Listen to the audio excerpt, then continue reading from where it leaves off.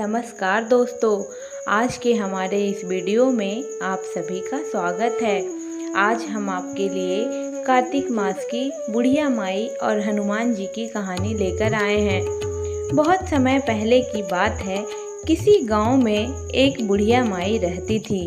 उसके एक बेटा और बहू थे जो उसी के साथ रहा करते थे। एक बार जब कार्तिक का महीना आया तो बुढ़िया माई ने अपने बेटे से कहा कि वो कार्तिक स्नान के लिए जाना चाहती है और एक महीना गंगा जी के किनारे ही रहेगी। यह सुन बेटे ने अपनी पत्नी से कहा कि माँ के लिए 30 लड्डू बनाकर दे दो ताकि वह पूजा पाठ करके खा सके। बुढ़िया माई की बहू थोड़े गुस्से स्वभाव की थी। सारे घर का काम उसके सर पर था, लड्डू भी बनाने हैं। गुस्से में आकर जैसे तैसे 30 लड्डू बनाकर दे दिए। बुढ़िया माई कार्तिक स्नान के लिए अपने घर से निकल गई। गंगा जी के किनारे पहुंची तो एक झोपड़ी बनाकर वहां रहने लगी।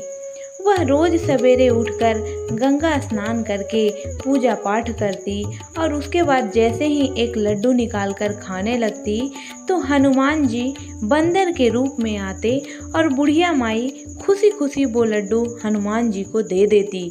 बुढ़िया माई को बंदर को लड्डू खिलाने में बहुत खुशी मिलती थी। हनुमान जी भी बुढ़िया से बहुत खुश थे।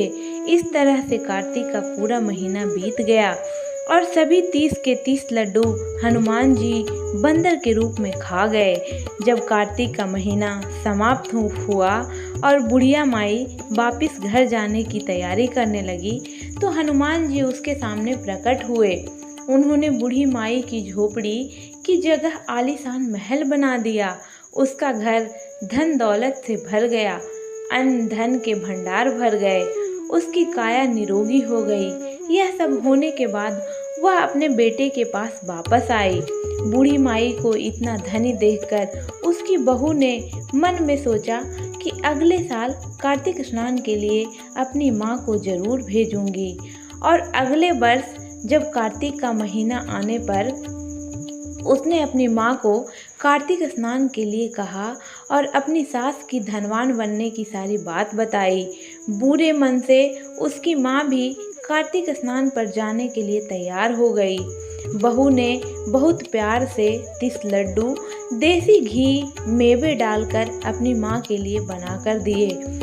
माँ कार्तिक स्नान के लिए गई और जैसे ही सुबह सवेरे नहाकर लड्डू खाने बैठती तो हनुमान जी बंदर का रूप धारण करके उसके सामने आकर बैठ जाते तो वह पत्थर मारकर उन्हें भगा देती और कहती कि इस एक लड्डू से मेरा तो पेट भरेगा नहीं, तुम्हें कैसे दे दूं।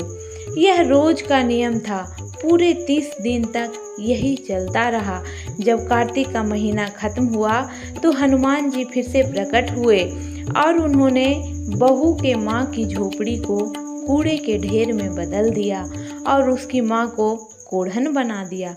इधर कार्तिक का महीना समाप्त होने पर उस बुढ़िया की बहू ने अपने पति से कहा कि कार्तिक का महीना समाप्त हो गया है, आप मेरी माँ को गाजे बाजे के साथ ले आओ।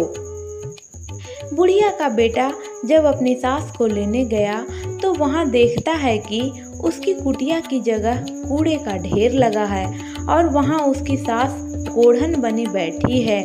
लड़के को देखकर हनुमान जी फिर से प्रकट हुए और बोले कि बेटा, तुम्हारी माँ ने तो सच्चे मन से कार्तिक स्नान किया था, इसी कारण कार्तिक देव प्रसन्न हुए और तेरी सास ने लालच और पापी मन से यह कार्तिक स्नान किया। उसने कार्तिक मास में अपने बेटी के घर का अन्न खाया, इसलिए कार्तिक देवता इससे नाराज हो गए हैं और उन्होंने इसे कोढ़न बना दिया है।